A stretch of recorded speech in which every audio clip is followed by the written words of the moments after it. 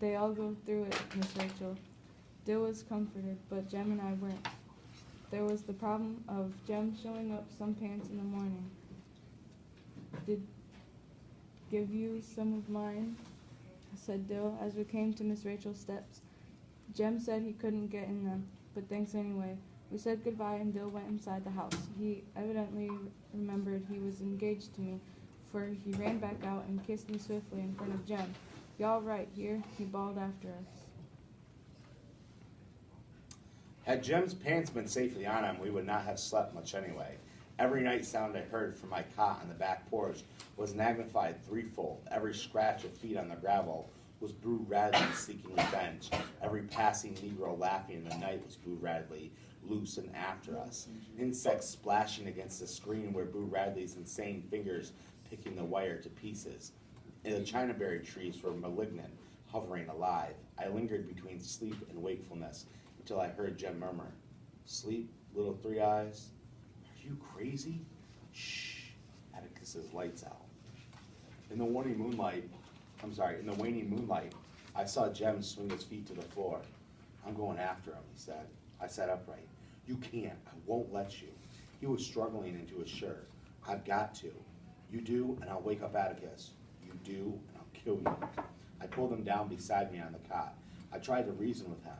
Mr. Nathan was going to find him in the morning. "Jem, he knows you lost him. When he shows him to Atticus, it'll be pretty bad. That's all there is to it. Going back to bed." "That's what I know," said Jem. "That's why I'm going after him." I began to feel sick. Going back to that place by himself, I remembered Miss Stephanie, Mr. Nathan, and the other barrel waiting for the next sound he heard, be it N-word, dog. Jem knew that better than I. I was desperate. "Look, it ain't worth it, Jem. A licking hurts, but it don't last. It'll get your head shut off, Jem. Please." He blew out his breath patiently. It's like this, Scout," he muttered. "Atticus ain't ever whipped me since I can remember. I want to keep it that way." This was a thought. It seemed that Atticus threatened us every other day. "You mean he's never caught you at anything?" "Maybe so, but I just want to keep it that way, Scout. We shouldn't have done that tonight, Scout." It was then, I suppose, that Jem and I first began to part company. Sometimes I did not understand him, but my periods of bewilderment were short-lived. This was beyond me. "Please," I pleaded, "can't you just think about it for a minute, by yourself on that place?" "Shut up. It's not like he'd ever speak to you again or something. I'm going to wake him up, Jem. I swear I am." Jem grabbed my pajama collar and wrenched it tight. "Then I'm going with you," I choked. "No, you ain't. You'll just make noise." It was no use. I unlatched the back door and held it while he crept down towards the steps.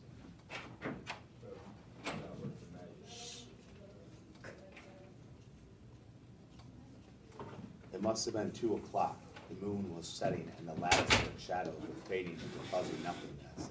Jem's white shirt tail dipped and bobbed like a small ghost dancing away to escape the coming morning. A faint breeze stirred and cooled the sweat running down my sides. He went the back way, through Deer's pasture, across the schoolyard and around to the fence. I thought at least that was the way he was headed. It would take longer, so there was no time to worry yet. I waited until it was time to worry and listened for Mr. Radley's shotgun. Then I thought I heard the back fence squeak. It was wishful thinking. Then I heard Atticus cough. I held my breath. Sometimes when we made a midnight pilgrimage to the bathroom, we would find him reading. He said he often woke up during the night, checked on us, and read himself back to sleep. I waited for his light to go on, straining my eyes to see it flood the hall. It stayed off, and I breathed again. The night crawlers had retired, but ripe chinaberries drummed on the roof with the wind stirred, and the darkness was desolate with the dark barking of dogs. There he was, returning to me. His white shirt bobbed over the back fence and slowly grew larger. He came up the back steps, latched the door behind him, and sat on his cot. Wordlessly, he held up his pants. He lay down, and for a while I heard his cot trembling. Soon he was still. I did not hear him stir again. Okay, so it is 7:49. I'm going to give you the next 90 seconds. If you need to send a quick text, you may do that. And then I'm going to